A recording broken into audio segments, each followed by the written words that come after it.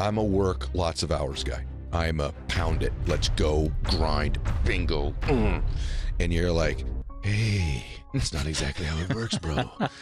Hey, there's a better way. Sometimes I'll watch your stories and it's like, I don't feel like going today, but I got to get up and I got to make it happen. And I'm like, man, why are you putting yourself in a position where you don't feel like going today? You know what I mean? Like, yeah, that's it's fair. If you want to have a truly rich, fulfilling life, you have to find joy in every part of it. In order to do that, you have got to use your time with absolute intention. When I started tracking all of my time, my life changed. We all are in the same construct of time. Yeah. Yes, our energy may vary, but we all have control to take care of ourselves, to do more things that we like, to begin to evolve our life in a way to where we have higher energy, but we all have a limit. I have completely organized, perfectly designed time, beautiful rhythm, clear vision and goals, and executing everything within this beautiful matrix. I'm highly optimized. Why am I overwhelmed? Because I went past capacity.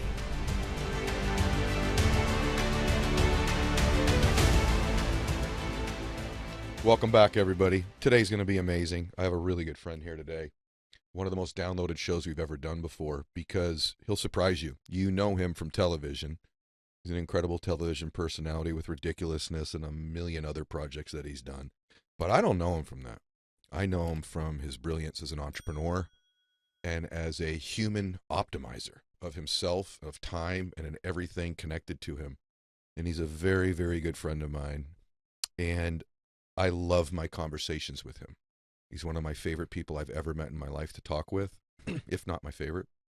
And I thought today I'd just let you sit in on one with us. So we're going to talk today with the great ROB Dyrdek. Welcome to the show, brother. Hey, thank you for having me. It's nice to go from Laguna's a beautiful place to do a show, but it's nice to come to Hollywood into the fancy studio as well. Well, this is more your comfort level, isn't it? Like Yeah. this Hollywood thing. So you were saying, Look, no, it's not. I stay away from this area of the city. You know what I'm saying? When I'm driving over here, I'm like, man, I haven't been here in forever. Look at this place. I think that it certainly has changed over the years, and it hasn't improved. But that's probably a whole other conversation. But we are going to dinner down the street from here, so you have to make sure I stay safe. Yeah, and again, I've arranged our dinner on the other side as we enter Beverly Hills. Okay, so it's good. a much quieter and peaceful location. Thank you, sir. More on your level. You were saying before we started, though, it was 4 years ago that we did our show. Mm-hmm. And that at the time when we were doing the show, there were a lot of theoretical things that you talked about on that show that you believed in, that you were implementing into your life. And now you're like, now I have some data to really validate some of the stuff that I believe in. So what are some of those things that, like you said on the show, and you're like, and now I'm seeing in real life the results from those things? Yeah. I think the most profound one was really about sort of what I really discovered and talked a lot about in 2018. We did the show was that life is about this pursuit of the ideal version of yourself, right? And this has been something you've talked about forever, where it's this idea of putting out into the future what you want to become, and then building a plan and strategy and put in all the energy and effort to go and achieve it, right? And you will grow into that person over time. And so that pursuit we talked a lot about as being really important. And I was talking a lot about it from the business lens and doing it from a balanced perspective. Yeah. And what happened for me in that conversation is it led to what happens when you reach that person. And I made the comment of, I think like when you eventually get to the ideal version of yourself, that you sort of settle into sort of a rhythm, and your pursuit wouldn't quite be the same. And within 4 years, I achieved all of the goals that I set in 2016 and became the ideal version of myself. So I actually, rather than guessed at what would happen to me when I finally reached the ideal version of myself, I actually experienced it. And what was so profound for me is, since you grow into your ideal self, you're growing along the way, and as you learn more and see, you begin to see further. So the ideal version of yourself is always off in the distance, and it's not about ever ending the game and that you're there. It's actually the pleasure and the actual joy that you get from living is in that pursuit. The difference is I learned to control that pursuit and grew in a systematic, harmonious way, and then grew beyond what my ideal version at that time would become, because I grew into a completely different person by the time I got there. You guys all get it now? See what I'm talking about? It took 4 minutes, and there you get it. So that's why it's my dude to talk to. He is special. The success that he's had in his life isn't by mistake. And I'm not just talking about his financial or television success. I'm talking about kind of father he is, kind of friend he is, kind of husband he is. None of this is by mistake. In my life, I have some really brilliant entrepreneur friends, and I have some really brilliant personal development friends. I don't know anybody with the combination of both like you. I don't. One of the things I'm learning from you, I want to go right to some of your stuff. I'm a work lots of hours guy. I'm a pound it, let's go, grind, bingo. And you're like, hey, that's not exactly how it works, bro. Hey, there's a better way.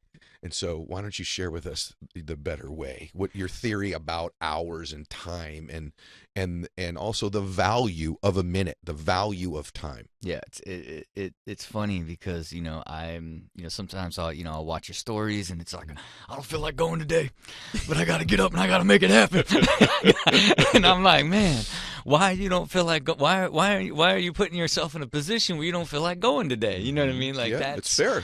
Because I almost like to look at myself. I've evolved into like a blend of sad guru, Ray Dalio, and who's the good doctor that's tapped into the quantum field? Dispenza. I'm basically a combination of Whoa. all three of those. Whoa, right? Dalio, Dispenza, and Sadhguru. Right. Like hello. That's maybe Look, the best combo ever. Look, when I think about what's intersected through me, it's that analytical, like data-driven side of Dalio. It's the tap into the quantum field of Dispenza, and it's the reality you experience today is based off of every action decision that you have made in the past. That is the Sadhguru sort of karma concept, right? And to me, if you want to have a truly rich, fulfilling life, you have to find joy in every part of it. And in order to do that, you have got to use your time with absolute intention. And so for me, it's everybody knows that. It's the only resource you got. It's the only resource that's limited, man. You're locked up. And for me, is that your impression of me? No, that was like a middle ground one. You know what I'm saying? But I was halfway in it. I push you towards like a wrestler voice. You know what I mean? But when I started tracking all of my time, my life changed, right? Because it's like I used to design what I called the rhythm of existence, right? So I built the rhythm of existence in 2015, which was essentially the operating system for my life. And so it had all these principles and had all these things that I would do with my time, and then I would create a rhythm of the year, like when sort of all the constants were and when the variables would happen, because your life flows around weekends and holidays and birthdays. It has this cadence that you can build sort of your time around, that you can get better and better at predicting how to use your time more efficiently. But boy, I started tracking all of it. I would just, I'd plan a lot of it, and then I would be highly adaptive and adjust it. But the thing that I started doing every day is just tagging every hour and what did I do. And I eventually found somebody in 2020 that heard me talk about it and came in and wrote a script that went into my Google Calendar that pumped that thing out into a dashboard. And now I could see how I used my time on a weekly, monthly, yearly basis by hour and by percentage. And so that that began to create this really interesting clarity as it related to like the time matrix from a percentage standpoint, right? If you have, 8,760 hours in the year and you do something for 365 days a year for 1 hour, it's 4% of your life, right? If you, sleep 7 hours, it's like, 28% of your life. If you work a 40-hour week, it's 23% of your life. So I began to see the structure of this time, and as you begin to understand and design it against how you want to use it, you begin to question its efficacy. How high of efficacy are you using with this actual time? And then when you decide to do something, you start thinking about it in second and third order consequences. Right? Because we'll get excited about an idea that we want to do, and we just think about the idea. Oh, we don't think about the time, energy, and mental capacity that it'll take from, and then the long tail of that. Because once we commit to something, what happens? We could be trapped by it. Right. And if it ends up taking way more time, like it could end up being detrimental to your overall well-being and your balance in your mind. Right. So for me, as I began to do all that and really look at the time matrix, I began to put value on every bit of that time. Yeah. And then I began to assess that time by how did it make me feel qualitatively. Yeah. And that then began to make me continually adjust how I design the time. Because what I realized is what's happening. The world's changing. You're changing at all times. You're evolving. Everything around you's evolving. So you can't just make one great schedule and there you go. You did it. You have a perfect time management skills. Like you're constantly need to be adjusting how you use time and the value of that time and how you see you should spend that on an ongoing basis or on an ad hoc basis. And you have to continually design it better and better over time. And what I did was grow the skill set of continually optimizing time and assessing it and redesigning it that allowed me to get more and more efficient.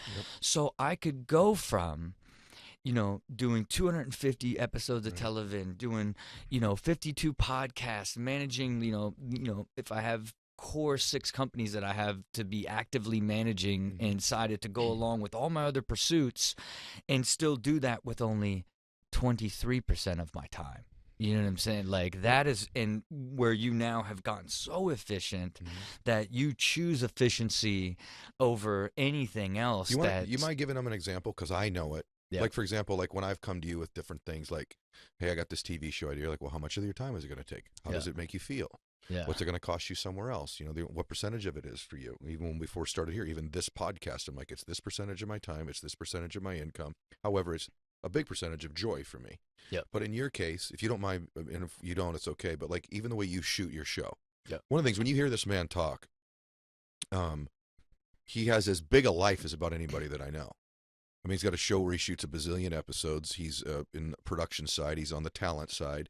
He's got the Dyrdek machine. He's got his investments. He's got different businesses. He's got a core, and he's a very, very active father, very, very active husband. He's got a public persona to keep up. He's got a social media. He's got a podcast, and that's just like some of it. Yet I don't know anyone who navigates their life more seamlessly and beautifully than you do. I don't. But you'd make it wouldn't seem that way. So give us a practical example for you, like on the way that you scale time, like for your show, what you did in the way that you shoot it and the gaps in between shows. Is that too personal? Or no. Share that. Because I want people to think, okay, that sounds really good theoretically, but like I'm trying to get my startup off the ground. My kids are in soccer.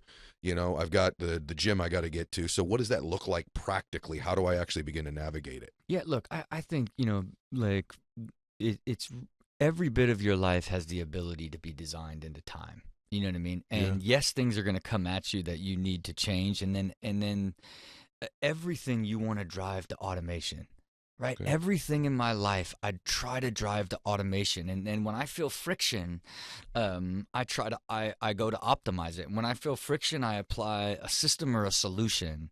And I just keep doing that over and over and over to reduce all friction and drive everything to a much higher state of efficiency, right? And the show itself is this beautiful example of, I used to shoot 60 episodes a year and it would tear the soul out of me. It would tear the soul out of me. I didn't even want to shoot the show anymore. I didn't want to shoot the show anymore because it just took too much energy.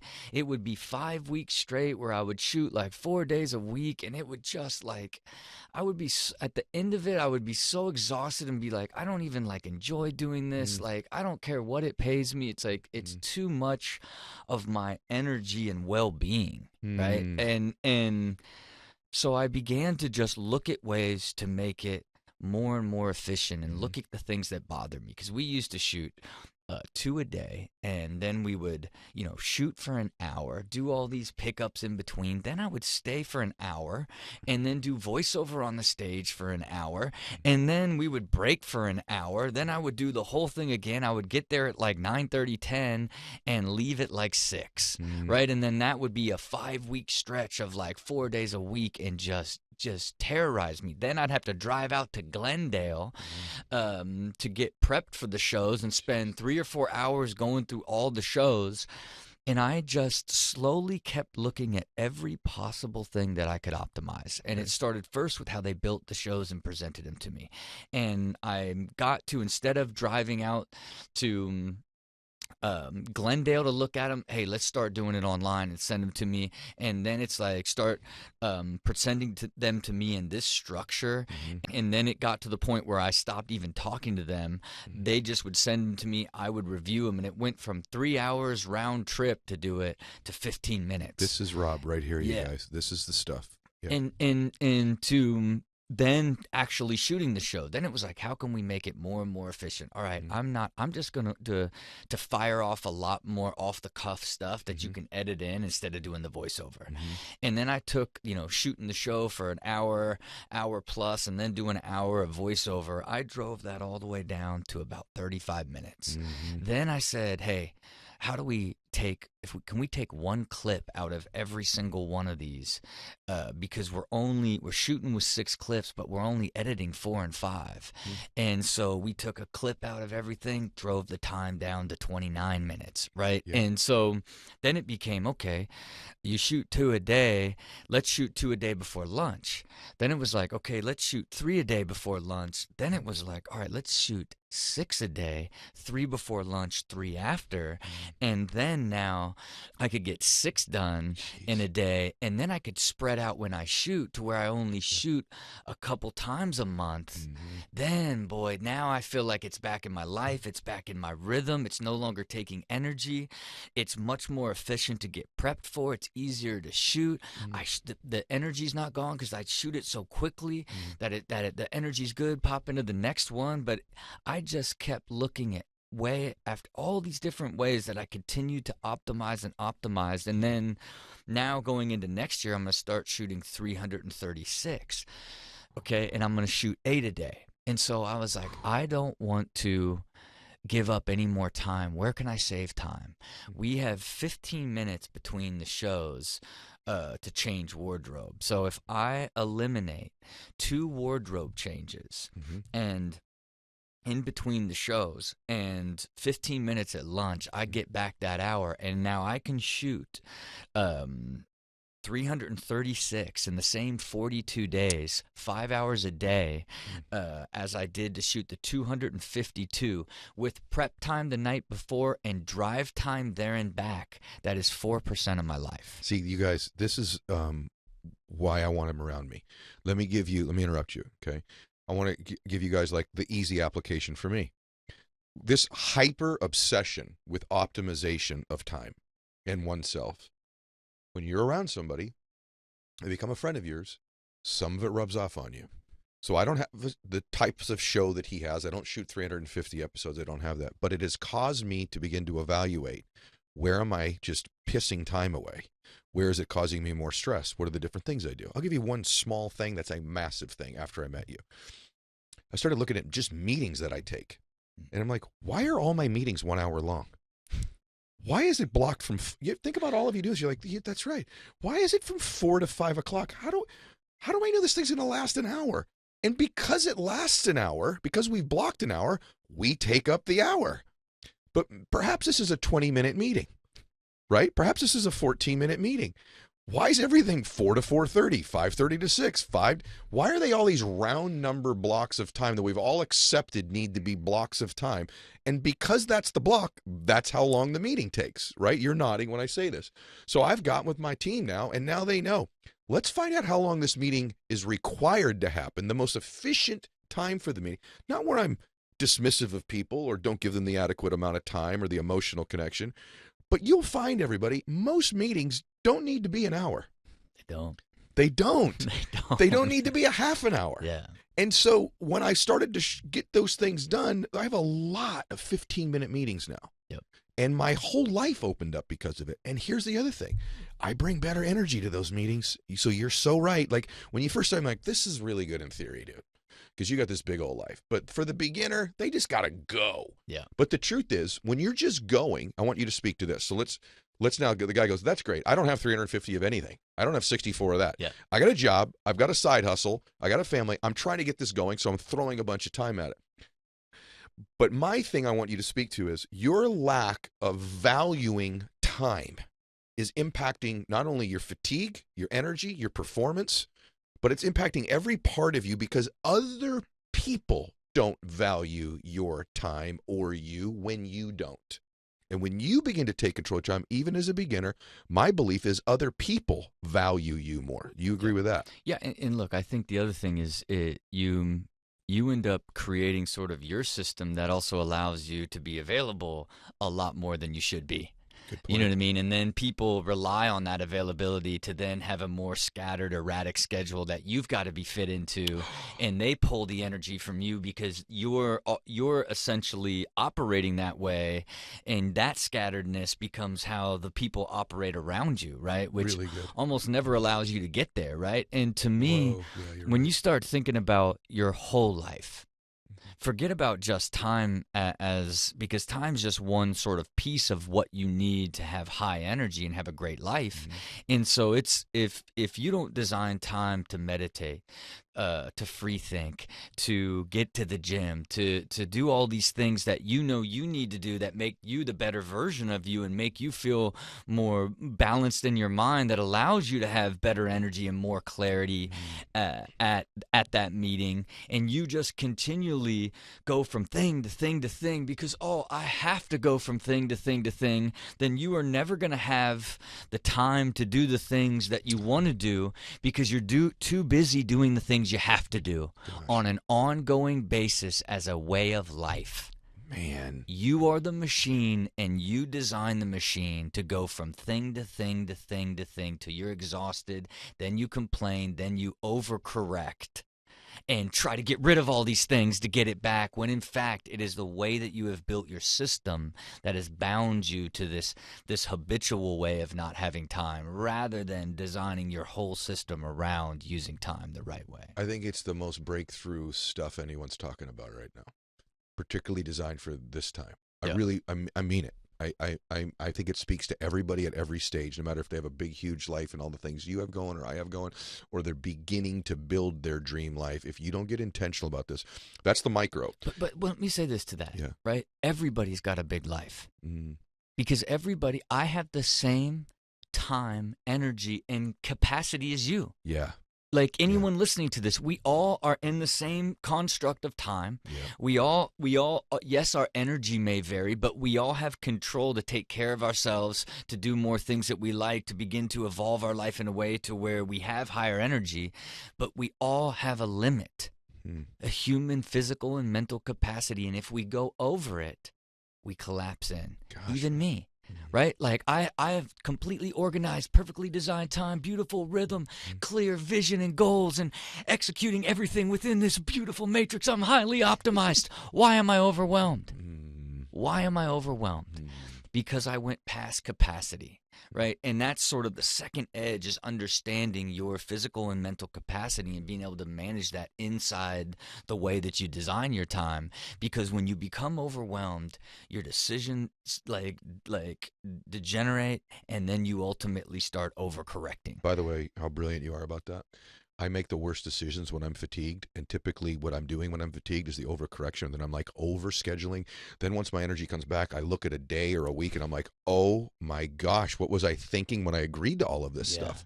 Yeah. And a lot of it isn't productive stuff, and then I don't have time for the things that would move the needle in my fitness, in my mental health, in my financial life. Yeah. And all of a sudden, lots of stuff is in a schedule that doesn't necessarily move the needle in my life in the areas that I want the needle to move to. Speaking of life and needle moving, I don't know if you texted me this or you posted it, so it probably doesn't matter. But that's the micro stuff. The macro is you're so obsessed with this that you look at like duration of time on the planet. Mm-hmm. And it was something about you just realized, you read something on you're laughing, but did you text me this or did you post it? I just posted that I wanted to live 1 million hours. That's exactly right. Yeah. So you read something that convinced you that that you could live to a particular age, and you deduced how many hours there. So I actually think this is brilliant, because this type of focus causes us to live with intention and attention, and the lack of, I think all the time, do you know when I pray at night? You're going to laugh at this. Never said this out loud, not even to my wife. I'm going to tell you and about 70 billion people right now. When I pray at night, one of my last prayers is that I'm going to live to 128 years old. Okay, and I really believe, now again, someone will listen to this in 3 years. Wow, it's so sad he passed away. But I have that prayer and that intention, and I've repeated it over and over and over and over again. Because I believe if I don't pick a number, if I don't pick a time, if I don't set a goal, if I don't, then I'll be up to the whims of whatever else comes my way. And I really believe that you create a space when you set something like that didn't exist before you did it, and then you find the behaviors, the people, the things, the thoughts, the technology, the nutrition to fill it up. What I didn't do was calculate the amount of hours that it gives me to then optimize that time. So speak to that whole thing. Yeah, and look, it really makes me happy. That means we're going to be friends deep into our hundreds. I love it. We're going to be having these conversations about, well, what do you think? You thinking you're going to 128? You think you're good? I don't know. I'm feeling pretty good right now. But awesome. I think about it more from this is what I'm big on. This is your existence, right? And this is the framework of the human experience, right? You only truly can judge anything, your energy, how well you're using time, everything that's happened in your past, how you actually feel in the present moment. True. You can only do it in the present moment, and you only experience it in your mind, right? And then you have to make a decision of like, I want to change all of these things, so I'm going to create a better future experience. That is the human experience, and I realized that I wanted to make it last to 112. I initially wanted to live to 104 and be shot in a rocket into space and explore the universe without the light pollution from planet Earth for the last year before I died, and then floated out into the cosmos. Now, that was before I had a wife and kids. And so it's like now the audacity of don't worry about me. And then like I'm up there for like 24 more years. Like, so that changed. And then when I read the book Ikigai, right, the Japanese long life and happiness book, they talked about super centurions. And I'm like, oh, like that brand. I want to be a super centurion. So then I made it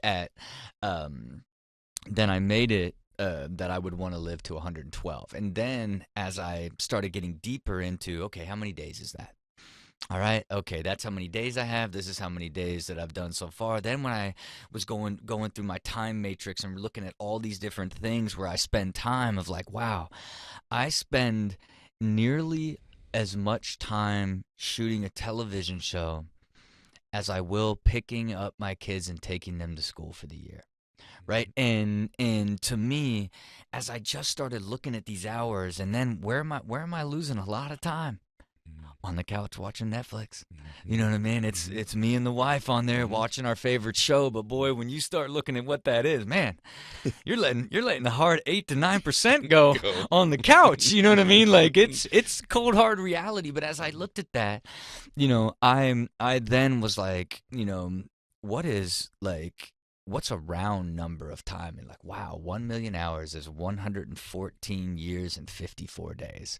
I'm gonna experience 1 million hours on this earth, right? And so, of course, a lot of people push back on like, oh, it's good, yeah, you're like a vegetable. What are you gonna do? And it's like I didn't even contemplate that, and it's because you live in two different mindsets. I live in a mindset that I just keep getting healthier and happier, more balanced, lighter. Life is more effortless. My system, that is my entire body, is more efficient.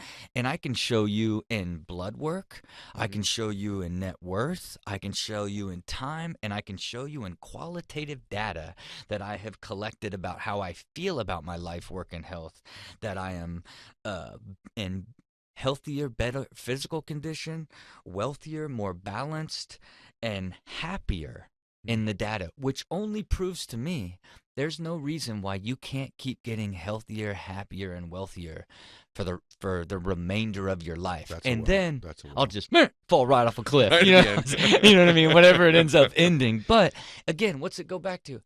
I want to live with absolute intention, and I want to experience every moment that I get into and feel the vividness and the richness and the beauty that is the human experience and life.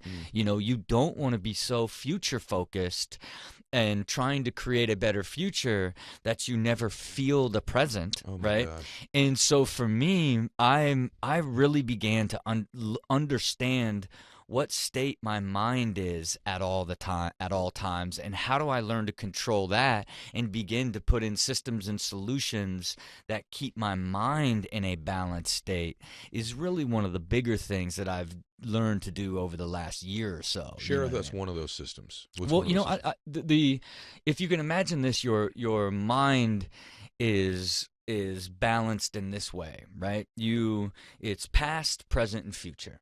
Okay. Right? And so there's sort of 5 sections as I see it. And on one end, it's dwelling in the past. Okay. You ain't doing nothing. You want to sit and dwell about something you did, you ain't doing nothing. Then the next level up is rectify. Right? You are problem solving, taking action, something that happened in the past. So now you're in the present past where, okay, I'm dealing with something that happened. Now I'm problem solving, taking action to make a better future, right?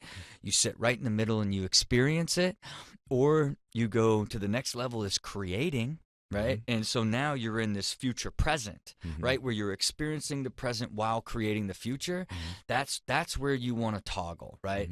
Because what goes beyond creating the future is wishing, right? Because then if you're sitting there wishing the future was better and wishing like this will be like this, or you're dwelling, you're not moving, right? And so you want to be either experiencing the moment or handling something that happened in the past present or creating something in the future present state and swing between that, right? And so if you can imagine, that's your mind. What you think about on an ongoing basis ranges between all of that. That's where the action lives. Now it's the quality of your mind, and your mind's quality is either in a proactive state, a reactive state, an inactive state, or a magnetic state, right? And for me, when all aspects of my life are in order, meaning I'm eating super clean, everything, all my goals and visions and everything is running smooth. I'm spending very little time rectifying the past because I've designed my present future experience with such intention. I'm dealing with very little disruption that then I eventually go beyond just being proactive to this magnetic state. And I know you've experienced this before, because this is when everything is operating at such a level that answers start coming to you without you asking the questions. It is the law of attraction that's the unexplainable force that lives in the quantum field, where your energy is at such a high level. You are so clear of not only being present and experiencing, but creating your better future. And you rise to this, you vibrate to this level to where the answers show up and you never ask the questions, right? And for me, I'm trying to master all aspects of my existence to where I basically sit in that state of toggling between future, present, and proactive and magnetic at all times. Oh my God. It's a deep one. That's a deep one. No. Okay, that's an all-timer right Yeah, there. that's a deep one. I want everyone to go back the last 5 or 6 minutes there. That's an all-timer. When we talk, I always filter it through my life and my perspective. I just realized something, because I do know what that vibrational frequency feels like when I am getting answers to questions I haven't even asked. It's not frequent enough. And the reason it's not frequent enough is I'm depleting my energy reserves to not put myself in a state where I can have that type of energy and what I call vibrate at that frequency. Yep. And you're exactly right. And that's the other reason why rest, recovery, being present matters. I just really pulled something here. I just really did. But let me say this. Every single thing matters. Every thought, every action, every decision, every single thing that you do is interconnected to get you to that space. And for me, it's like, I think, oh, I'll have a glass of wine. I'll have a couple chips. It will pull away from that. I'll make one bad decision from eating bad that will then cause me to be short with my wife, that leads to this entire pulls me right out of the magnetic state, right? Because it's like, even when you're there, it's really sensitive, and you could just get one thought that could rip you out of that. You could look at one text that could rip you out of that, right? It's like, and so that requires really, really understanding every single bit of you, and then giving value to everything you do, rather than trying to like pocket your values. Oh, if I eat healthy. Oh, if I stay focused. Oh, if I clear out this stuff. Oh, if I rest or recover. Versus like, no, it is all works together to make the best version of you. How committed are you? How disciplined are you to live at the level that you know you have to live at a consistent enough basis that it becomes to compound effortlessly and become a way of life, rather than getting disciplined again. That's really what it is, you know. Well, for me, I burn myself out going from those states to the good state, back to the bad state. I'm still having wine with you at dinner tonight, but I know exactly what you're talking about. And everybody, you all hear the show every single week. It's pretty rare that I'm this quiet, because I really process a lot of information when you and I go like this. Yeah. It's good for me. I'm already thinking of stuff I'm going to say and I'm going to teach, that I'm going to steal, that I'm going to make mine. One of the things, in addition to all of this, that we talked about when we were down in Mexico was this notion of momentum. Here's what I do. I'm going to tell you what I do. I got all that, and I'm going to get to it. But right now I got momentum. And so I'm going to throw fuel on the fire. And I think this is what burnout is. So I've got momentum. I mean, you've had momentum in your career for freaking 25 years, maybe more, right? So, and by the way, that's the other lesson from Rob. He's had sustainability and consistency in the public world or in the entrepreneurial space. It is extremely rare to have duration of success or expansion of success like what you've had. And I was telling you, maybe we were both talking about, I'm like, yeah, but I got momentum. Yeah, but I got this. Yeah, but I got that. Yeah, but so I'm going to get to this, but that'll be like, I see it and you're right. And I'm going to do some of it. But what I'm realizing is that momentum was generated from a space of creativity, of rest, of a particular vibrational frequency. And I'm almost running on the fumes of it now, rather than, so it will run out if I don't get back to this creative state where I'm in that present problem solving or present creativity state. So what would you say to someone who's listening, is going, I got all that, but I'm finally got my business moving. We're scaling. We're finally getting this, and the economy's changing, and I got these other things coming. And so, man, for me to think about this theoretical stuff you're talking about is really good. But man, like supply chains going on, interest rates are going up. Unemployment may start to get higher again. Their national debt, and I just getting it going. So this is really good. And I'm going to remember this podcast for 3 years from now. What would you say to them? It'll always be like that. It's never not going to be like that. It was the startup version when it was a startup. Oh, now it's working, and there's more to even worry about. Oh, now it's like scale, and it's even, guess what? It's always like that. Gosh. So if you don't build a harmonious system, your goal is to lead with harmony. If you don't build harmony in your system from the very beginning, you won't have harmony when you find the success, right? And this is why I preach designing life and business at the same time. Yeah. So when you find success in your business, you find success in your life. And to me, in 2016, when I designed the plan for the way that I wanted to live, I designed a balanced life that would make me healthy first, and then I fit work into it.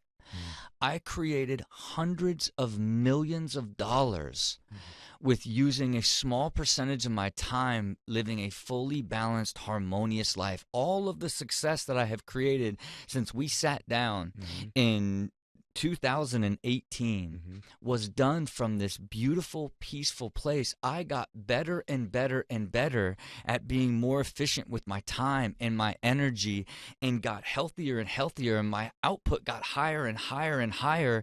And like all of the things that you can worry about that drive you down, you continue to clear them out to where you're only dealing with incoming stress rather than all these things that come in and then break you, right? Then you got to reevaluate all this stuff and do all this stuff again. But, that's my passion for, harmony over hustle. You know what I mean? Like you build a harmonious existence and then get better and better at living in a harmonious way.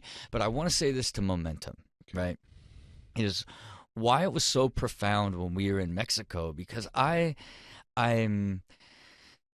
it's the pursuit, right? Like I look at you as like, this is the ideal way of life, man. You want your island, you want to be flying on your jet, you want to head out to the golf course, you want to go to the beach house. Like it's really like, and now I look at the world through how I look at how much travel time it's involved in that, right? Forget about like, how could you possibly, do the show, do the book, do the podcast, and then still have time to get there. Oh, your kids are going to college. And like, I see the strain in sort of the use of time just in the structure.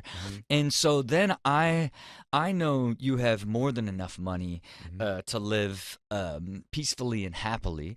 I know that your mission is really more on like, how can I reach people and impact people?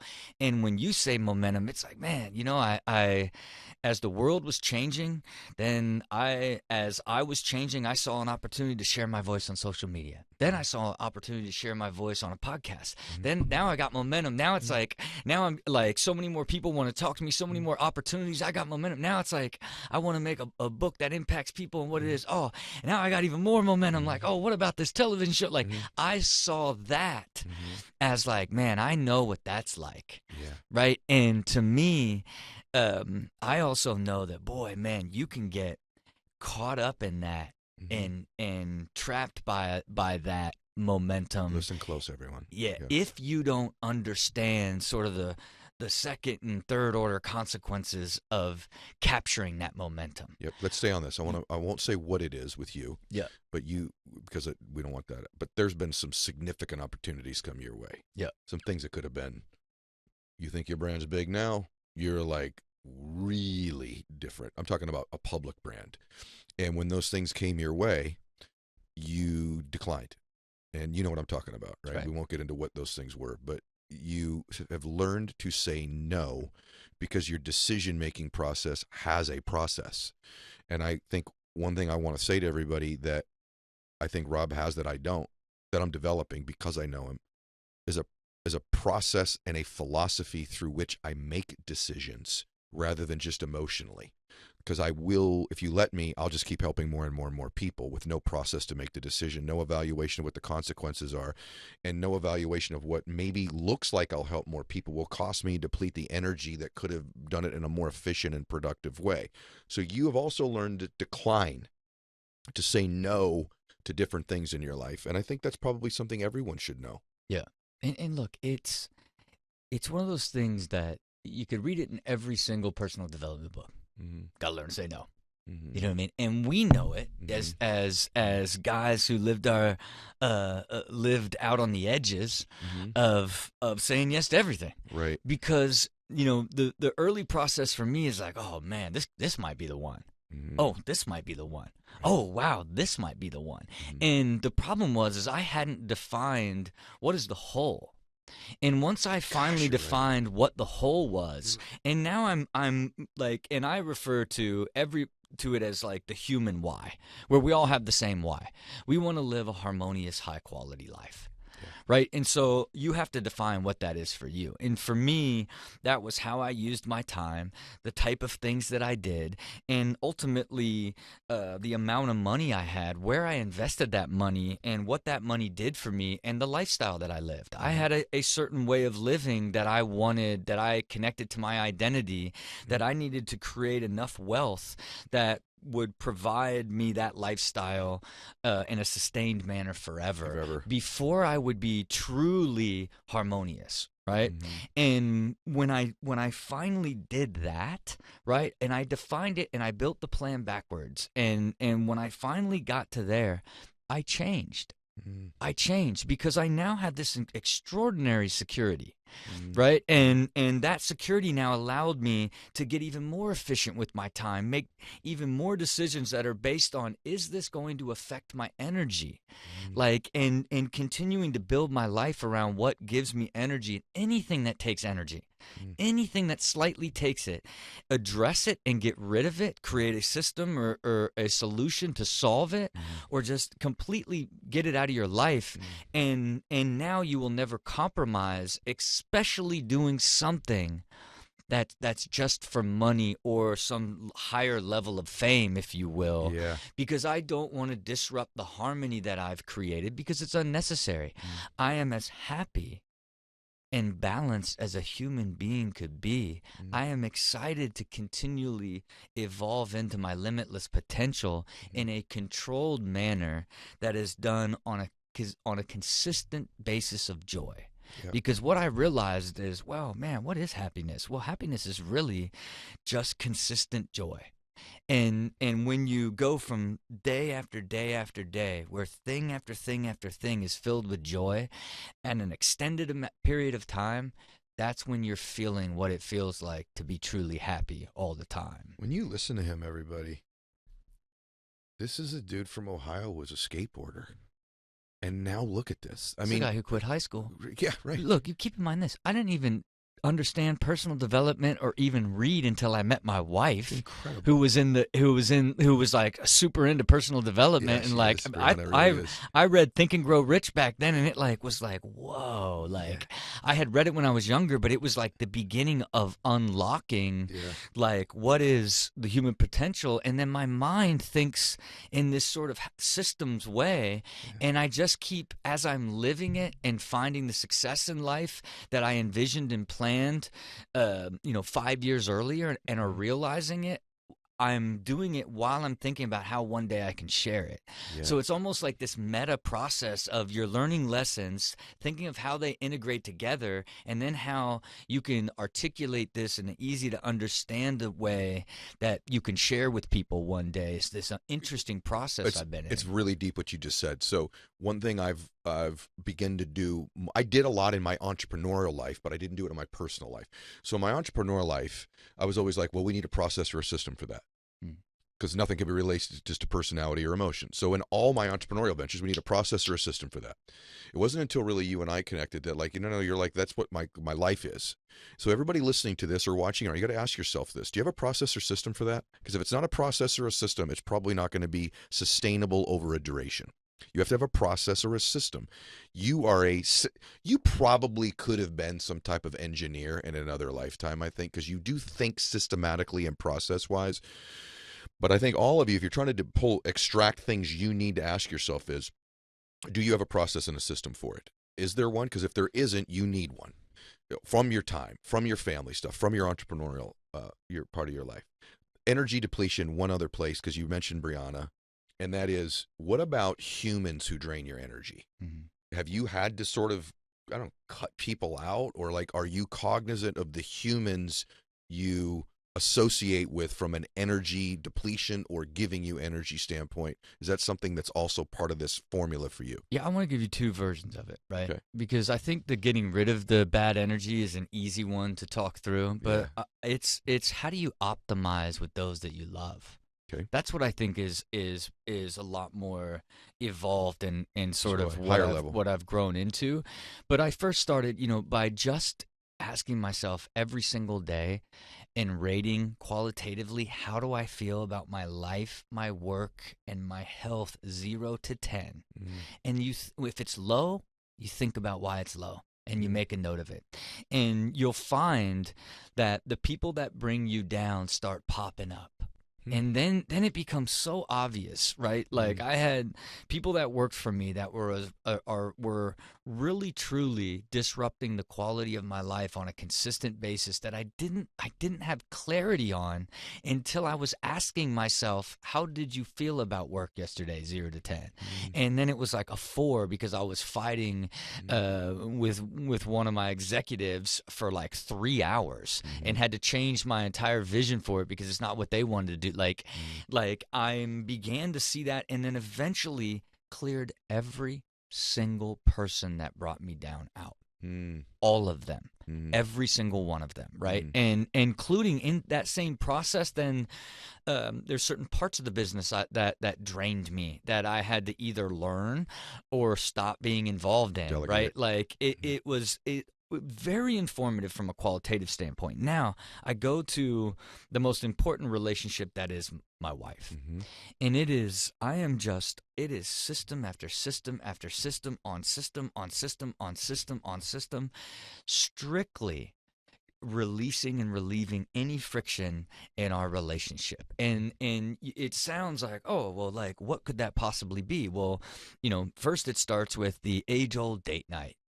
Right? And so, like schedule a date night. You know what I'm saying? It wasn't enough to keep us balanced and happy. So the schedule is, a Monday night talk night, a Thursday night movie night, a Wednesday morning breakfast, a Friday night sushi. Like it's having a rhythm of dates and times that we spend in the week. Now it's not a matter of like, oh, you made 1 hour available. Right. You've integrated your wife into your life. Now that was essential to begin to stop that friction. Then she started hearing me telling stories of stuff that I was working on and be like, I didn't even hear that. So, okay, how do I solve that? Then I started sending her an email every single morning of everything that I was doing in the day and what it meant to me with a love quote, so that she got that every single day and was completely informed at what I was doing. So now how do I automate that? I have my assistant scrape my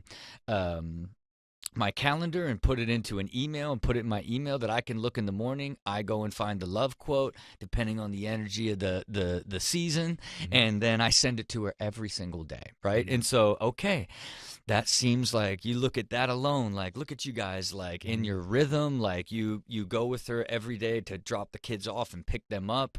For most days, like you have this balanced rhythm with everything, and now she's completely informed. But getting friction on how complex our life was and all these big projects moving on. Then we moved to a Thursday family sync where we get all the executive assistants and executive assistants together, and then we go through everything going on with the family and get organized in everything that needs to get done. Now we have the Thursday family sync to eliminate that. In the middle of that, like stuff's popping up in the schedule. She's seeing it in that email in the morning and be like, what is this? You're going to do Ed's podcast today? So what do? We added a new system to the family sync where I go through the calendar and then like say everything that I'm doing. Hey, the UFC fight in 2 weeks on Saturday night. I'm going to want to watch that. Anything that might be disruptive. And again, keeping our energy, our communication, and our flow. Then like, okay, there's certain things where, we'll get stuck on and not want to talk about. We started bringing a therapist to the house every other Tuesday at 4 o'clock. So now we have this neutral ground that's basically, I akin it to tuning a Ferrari, where you already have this highly, but another friction is like these issues that you may not want to discuss even in this sort of flow that you're in. Here's this sort of neutral ground that you really don't have unless you bring somebody in, and you just begin to see all of these things layering on top of the goal of having the happiest, amazing relationship that you could possibly have. So good. You know what I mean? I knew about the email, and which, by the way, I started to do myself because you told me about that. By the way, everybody, you listen to my show so that somehow every week you become inspired or learn how to improve your life. If that is not happening for you right now, if there's not been something said here today by this man that is causing you to go, whoa. By the way, you're on the inside of what people that have blissful and happy and successful lives talk about and think about. These are the conversations that they have. So I got one more question for you. By the way, is that the fastest hour in the history of the world? By the way, thank you. Number one, thank you. I just love you, and I'm grateful for you. Yeah, appreciate you. I'm grateful for you. Last thing, because this episode, by the way, is timeless. What I love about this episode is someone can watch this right now, listen to it in a year, listen to it in 4 or 5 years. You'll be deeper and be further down this road, but the things that are said in here are timeless. But for the most part, people will get this right before the new year at some point. And so what are they doing? They're going to be setting goals. They're going to be thinking about the next year. Can you give us some advice or your system or parts of your strategy for the way that you set goals and your vision up? I know there is, but what is part of your system and strategy for doing it? I have big, what I like to call evolution goals that anchor the 4 core systems of my life, right? Okay. And, that's my health, my life, my wealth, and my work, right? And an evolution goal is essentially sort of, the finite goal or the infinite goal, right? Where having an extraordinary relationship with your wife is an evolution goal. Whereas you continue to grow and evolve, like what it means to have that amazing relationship is going to continue to evolve and grow over time. So having those big anchors on those parts of your life are essential. Then having the finite or quantifiable goals that you can measure that will lead you towards that evolution goal is sort of the goal stack that I use, right? Because it's like this is going to go on forever and continually change, but man, the more things that you can quantify and put a number to and then create that goal is the more motivated you're going to be and the more clear it's going to be for you to continue on the path. And especially if, for those that are going to fire up this year and this is going to be the year they get healthy, you know what I mean? Like decide all the things that you have to do that are going to make you healthy against the number. So let's just say, okay, I want to be 150 pounds. Okay, well, what are all the things that you would need to do that? Well, I'd have to clean diet and I've got to get in the gym and I want to do yoga and meditate, whatever it is. Design that into your rhythm and then track how often you do it and gamify your discipline by trying to beat your numbers, because if you beat your numbers, then you're going to reach your quantifiable goal of your weight goal.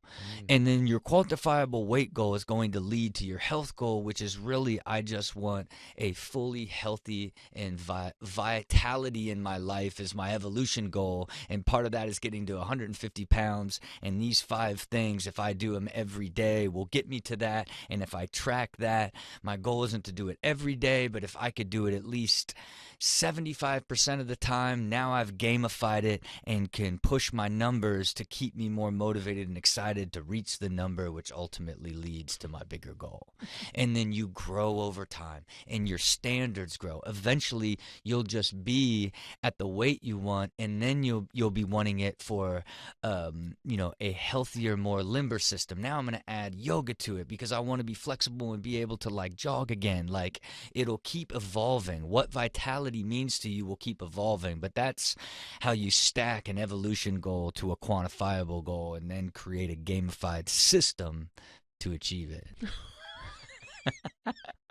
I love the idea of like just going with some deep well, but could barely hold back the laughter but to it's like just so good. Like I just think it's so good. It's like we could go 6 hours. I can't wait for dinner. But I'm glad everybody got to have this hour with us today. It's as good as it gets, Rob. I mean, this is first cabin, world class, all timer, as good as it gets. And like, this will be just another one of these that people will be like, man, you better have him back on. I just got to thank you. This was probably the fastest hour ever. I mean, I'm just so thankful for you and our man. friendship, because you are, completely aspirational to me as a man and a human being and a way of life. And I am thankful to be here today to even share my latest in my personal evolution, and look forward to dinner tonight. Me too. Gosh darn it, everybody. You're welcome. That's all I can say. You're welcome. I usually at the end of the show say you should share this. I don't need to tell you to do that today. I know you're doing that. This is an all-timer. An all-timer. This is one for the ages. And I just hope that maybe this is one. The only thing I would say, maybe you should hear more than once. Maybe this is one of these you go, you know what, tomorrow I'm going to do this one again, because you will have missed stuff. There was so much here. I'm being really serious with everybody. I can't wait to hear this back myself, and I will listen to this multiple times because there was so much depth to this. There was not one wasted second of this conversation today. So Rob Dyrdek, everybody, follow him on social media. You probably already see him on TV all the time. So follow him on social media. You'll keep getting updates like this. And he's got more and more stuff coming. What you're really going to be excited about is at some point, this book project he's told me about privately will come out, and that's going to blow the planet up. It's going to be so good. It's not out yet, but it'll be forthcoming. And the more I say that into a microphone, the more likely it is to happen sooner. So that's why I say it. All right, everybody. God bless you. Max out your life. Take care.